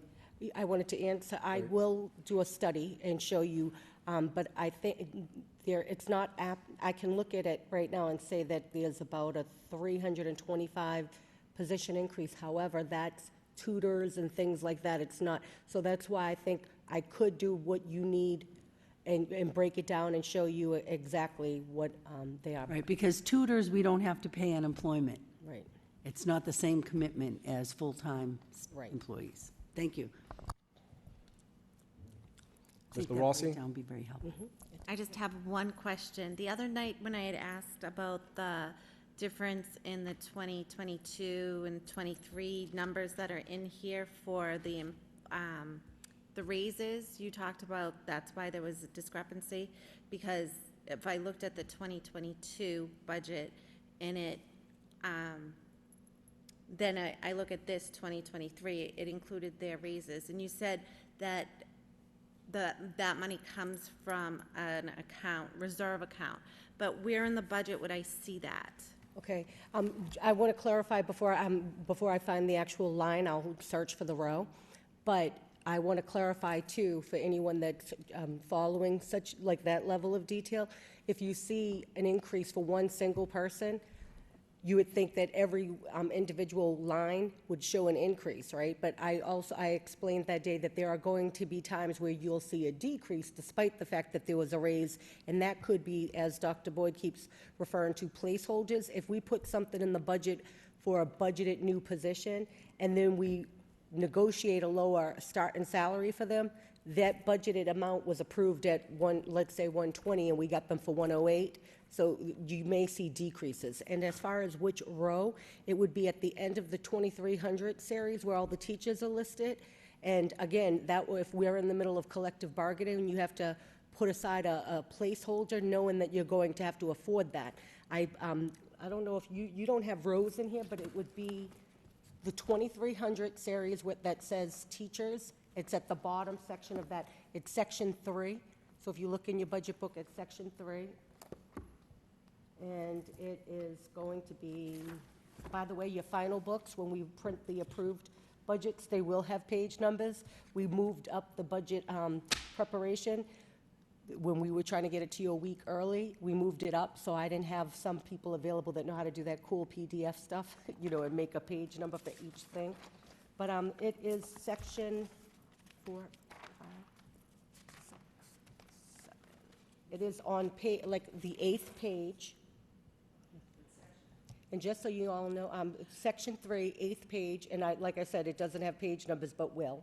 And it's actually at the bottom, and you'd see it's the very last line, and it says step increases plus raises 2%. That was an assumption, but that's why that section, this is one of the only sections that didn't show an increase. You know how when we went through and on this section, which is the bulk of our, it's all of the teachers, $90+ million, but yet I went down on this section, and that's because I moved the $5 million all throughout the budget, not just in this section.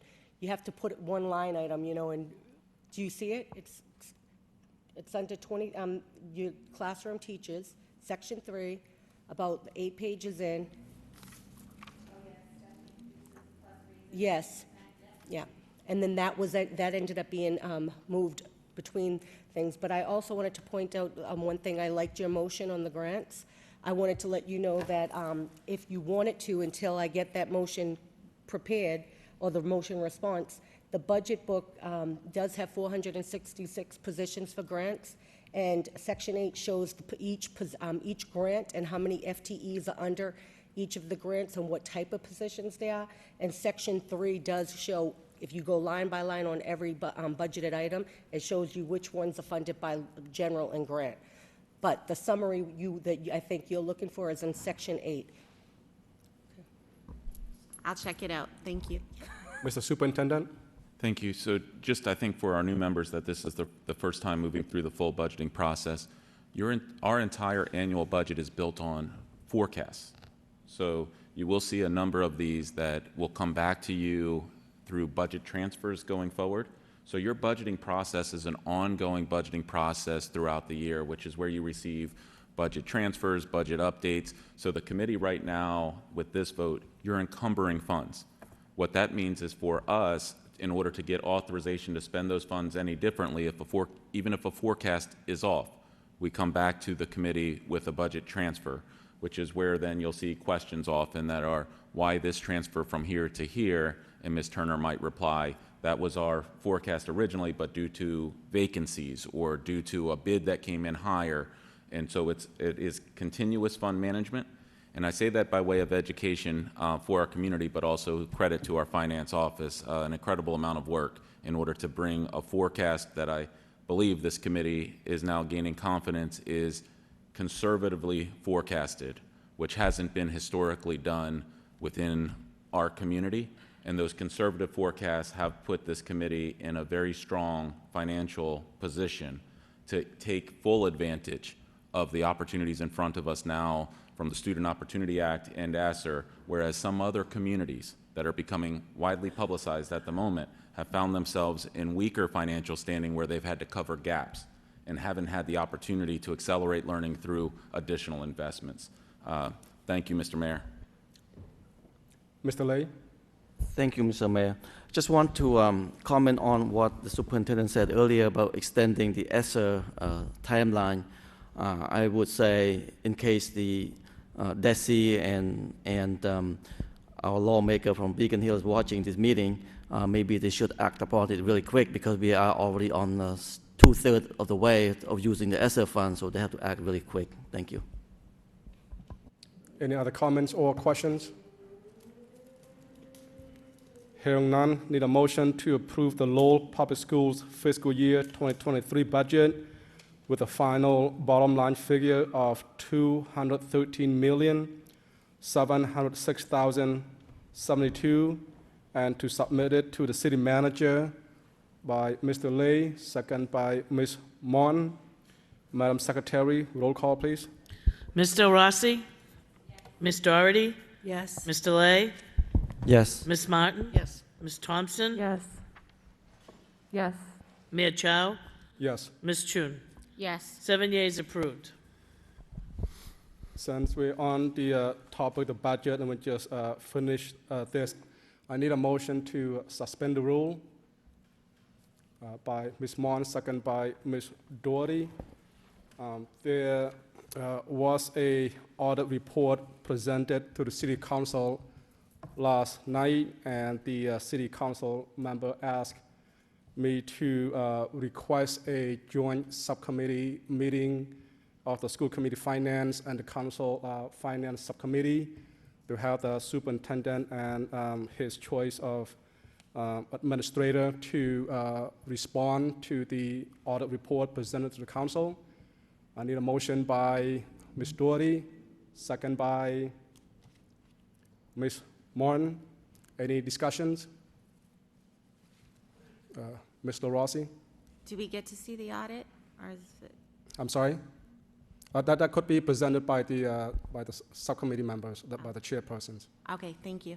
Okay. Mr. Lay? Mr. Mayor, was there a discussion on it There was at the discussion meeting? last And night. what was it all about? It was on the, it was an audit on the payroll issues, and I think it's best if, rather than have a lengthy discussion on it, the request was to have the superintendent respond to the audit report, and I think it's best to have Mr. Superintendent to respond to that in the subcommittee meetings, the joint subcommittee meetings. Ms. Doherty?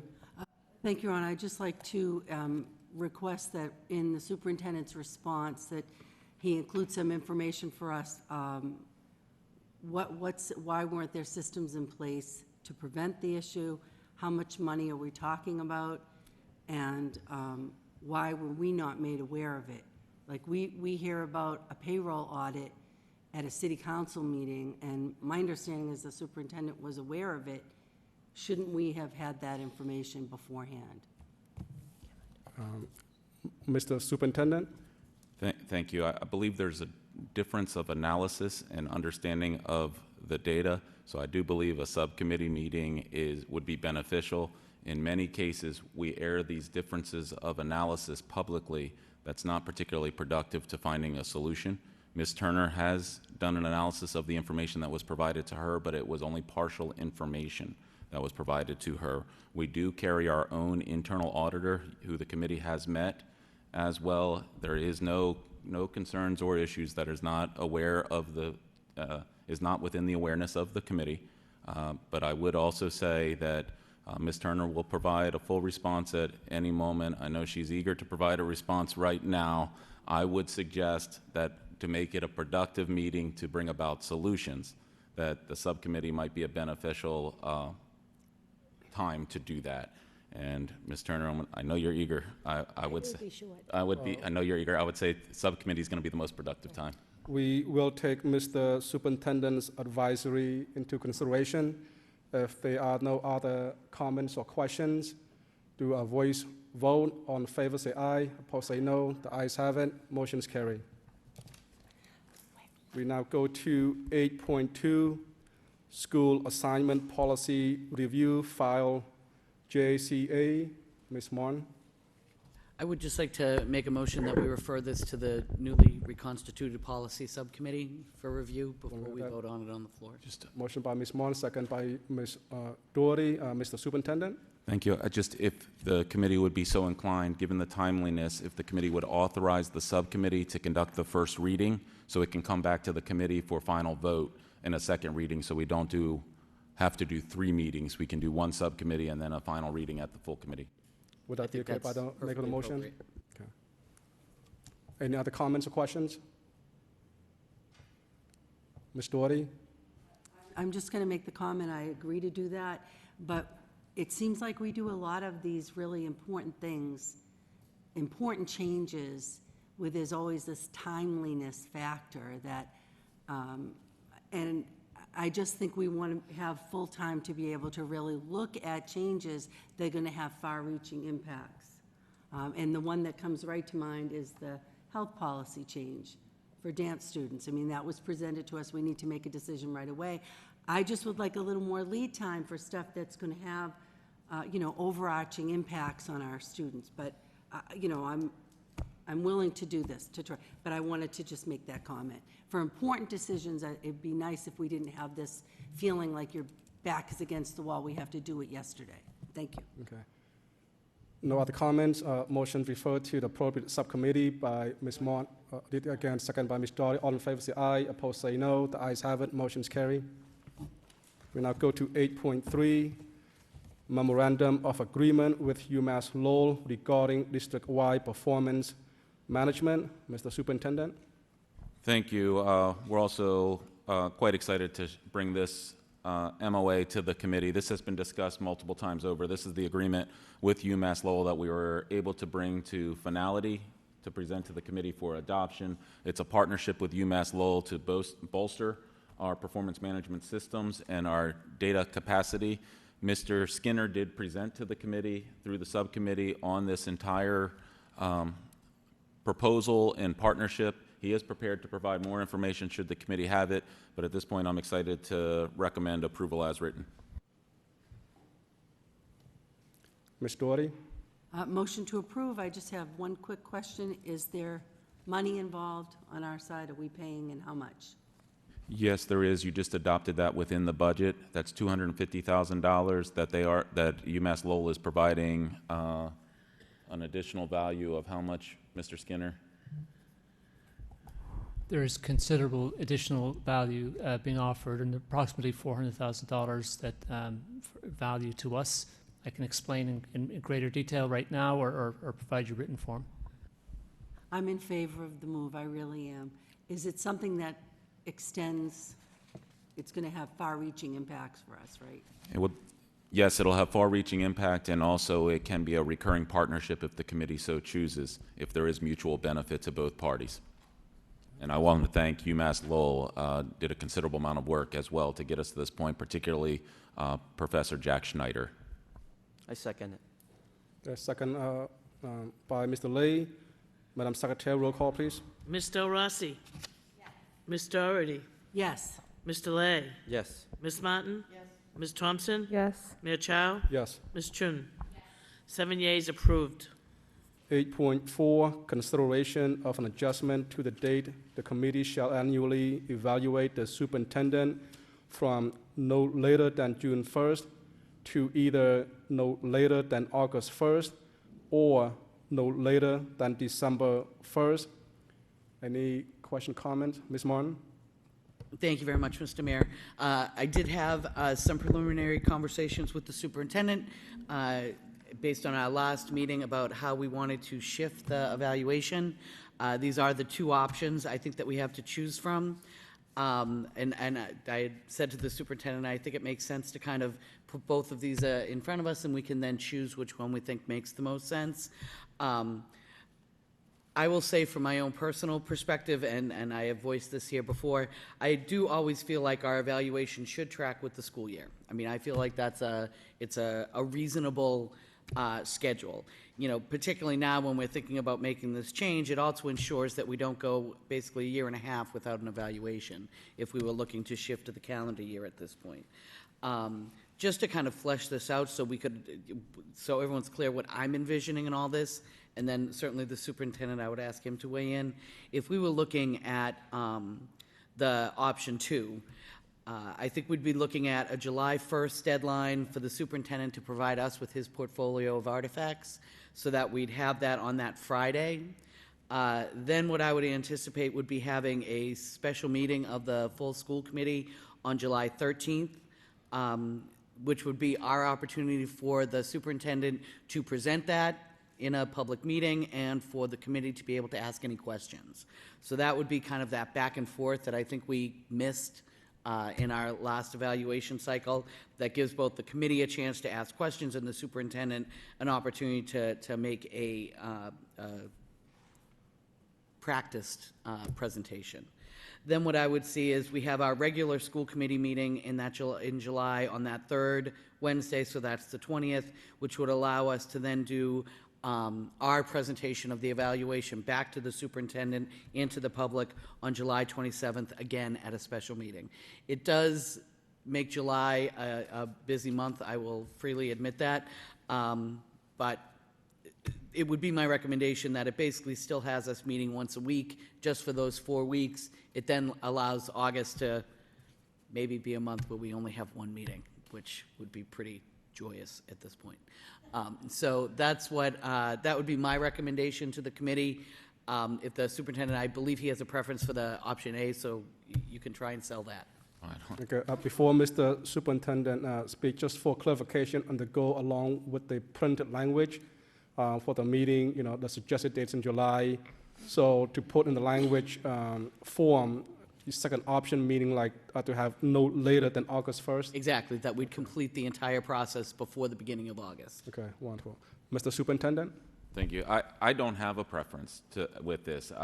My preference is that the entire committee is comfortable with providing meaningful feedback with whatever the timeline is. I need meaningful feedback from each member in order to continue to lead the district under the guise of the committee. My only feedback might be one that's more personal.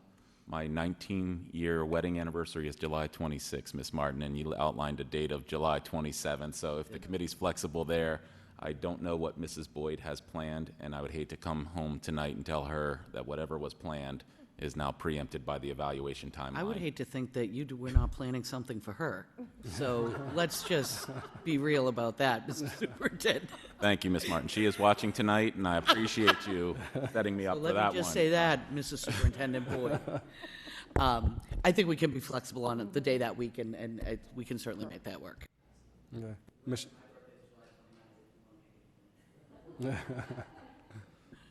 Miss Doherty? Thank you. I also think we should try to stay with the school timeline. I mean, we have our administration, the principals are under certain requirements of when they have to be evaluated. Our teachers have evaluation timelines, so I like the idea of trying to stay within the school year. My only request would be that at our last meeting in June, perhaps we talk about the whole format of the evaluation and the structure and the process, because we definitely didn't have that last time. And I think we have so many new members. It's a complicated thing. And just to figure out as a group, what's the best way to get the information, you know, to the aggregator, you know, when we're going to comment, all those things, to have that opportunity as part of the agenda on June 15, not adding another meeting, but just having that discussion, or unless you wanted to do it as a separate meeting, I'm okay with that too. But I think before we even get the artifacts or start the actual substance of the evaluation, to discuss as a committee how we're going to go forward. What are the steps? And that would be my request. If I could, it might make more sense for that to be a personnel subcommittee, so that we could, certainly encouraging all members to participate, but it wouldn't necessarily need to be part of that, because the June meeting gets a little long, so we may want to, so that would be my recommendation, that we schedule a personnel and labor relations subcommittee for the month of June.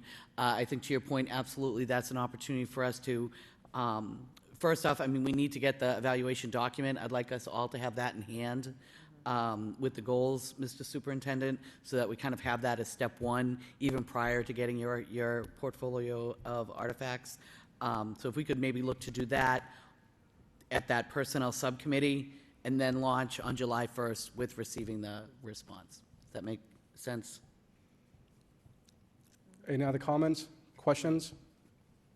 I would make that whole thing in the form of a motion. In one motion, okay. Let me see if Madam Secretary can repeat the entire motion for clarity. Go ahead. I dare you. That's what she said. I was just going to make the motion to have the consideration of it, well, to have the superintendent's evaluation be no later than August 1st, and then add a note that have a personnel human relations subcommittee in June for launch by July 1st. I can put that in the motion, or I can have it as a note. No, that's fine. That's perfectly fine. Thank you. Okay, and we're going to do a roll call on this. May I have a comment? Mr. Lay? Just have a question to Ms. Martin, that you want to have the evaluation concur with the school year. If we don't, what would the drawback be? You know, I think from my perspective, when we begin the school year, we begin with our goals, we begin with what we want to happen during that 9-month period. So to me, it's just a natural kind of, it just makes sense that we align our beginning, middle, and end with the way the school year runs. I mean, on the city side, I know you certainly use a calendar year, or actually use a fiscal year, so you're using the same July to June framework. So it really is, I think, just, if you're going to be grading, if you're grading a student, you start with where they start off in September, and then you grade them by where they are by the end of June. So I think this just aligns our superintendent evaluation in the same way. Okay, so it does not really do any harm if you do it at different time? No. Okay. If you want to vote. Because I thought that in the past we had the evaluation sometime in the fall and not in the summertime. Because summertime, in a way, I feel that most teachers and everybody kind of gone away. And we're kind of doing this without many people. I absolutely yeah. Could we, my thought is, if we wait until, say, in the fall, like in the past, would that be a problem? I think, unfortunately, the options that actually. the superintendent and I discussed were that the August 1st was as late as he was comfortable pushing the evaluation. So he was. I agree. In the past, we have done it where we did it in September, where more people are probably Right. paying attention. And that's what agree. I prefer. If Yeah. yeah. But in our conversations, the superintendent was more comfortable with this August 1st deadline. So Mr. Superintendent? just want to clarify for the committee, these were just the two options that had been suggested to me before I got to a place where I shared at the last meeting, there just wasn't agreement among the committee. So what I heard was two scenarios that seemed to be shared. One is a desire to use the summer months so that you could focus on the evaluation, and the other was to align it with the calendar year so it's aligned with your election cycle so we don't run into this into the future. So those were the two scenarios that I heard, which is hence, so Ms. Martin's portraying it accurately. She and I did discuss that. This was my attempt to relay to her what I had already heard to hopefully save some of the polling work that was needed. The calendar year, Mr. Lay, that you were hearing referenced was referenced by Mr. Kuchar. He had suggested that other school committees that are in an annual year election cycle like Lowell, they line up the evaluation cycle so they don't run into this challenge. That was at the personnel subcommittee. It seemed like some committee members had gleaned onto that. Then there was others that had said the summer months tend to be lesser school business, so it allows you to focus on something such as this. So those were the two options that were shared. That's the reason for those two options. I would suggest that you consider one of these two. If you recall our last meeting where we were just even trying to appoint someone to talk with me about it, that we choose one of these two and go forward from there, unless you know there to be consensus already. Finding consensus was difficult on this. Sure, understand. Ms. Doherty? I think we should try, if we can, next year to do it in June, you know, as it's in the contract, in your contract. This was kind of an off.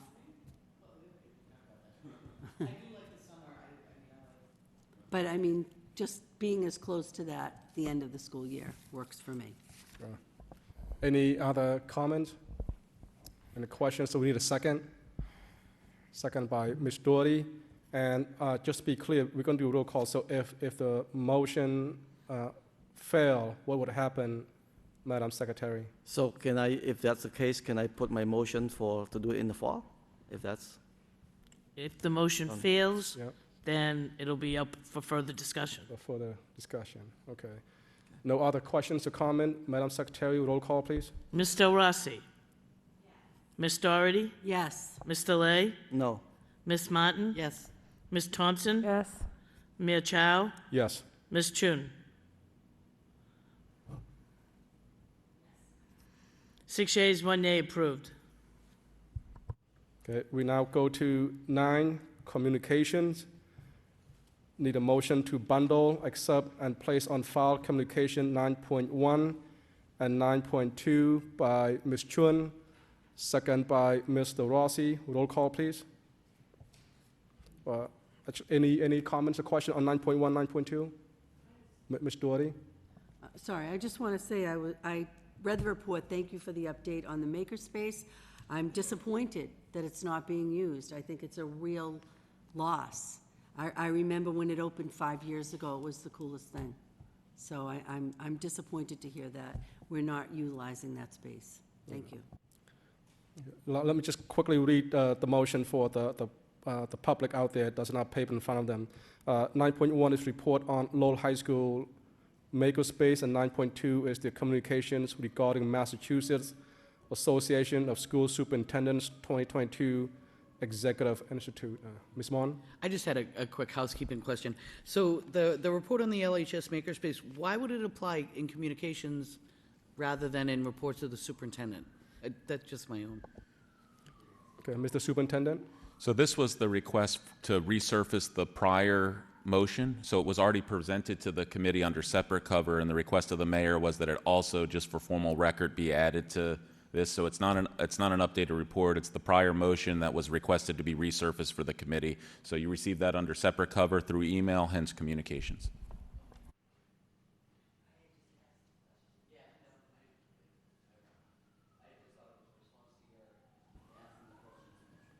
Any other comments or questions? Hearing none, all in favor say aye, opposed say no. The ayes have it. Motion is carried. And Madam Secretary, do we need a roll call on that? I verified today that whether it should be taken a vote, and I was told that it didn't need to be because it's in his contract. I think the length of time to discuss whether we should do a roll call or not probably takes a more time. Let's do a roll call, Madam Secretary, for roll call, please. Mr. Del Rossi? Ms. Doherty? Yes. Ms. Delay?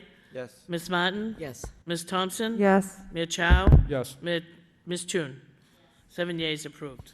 Okay, tonight, I give the credit to moving this meeting very fast to Chairwoman Jackie Doherty to finish this meeting very, very fast. Thank you for that. So I need a motion to adjourn by Ms. Doherty, second by Mr. Lai. On favor say aye, opposed say no. The ayes have it. Motion's carried. No, she started. You finished it early. She did it. It's all about the beginning.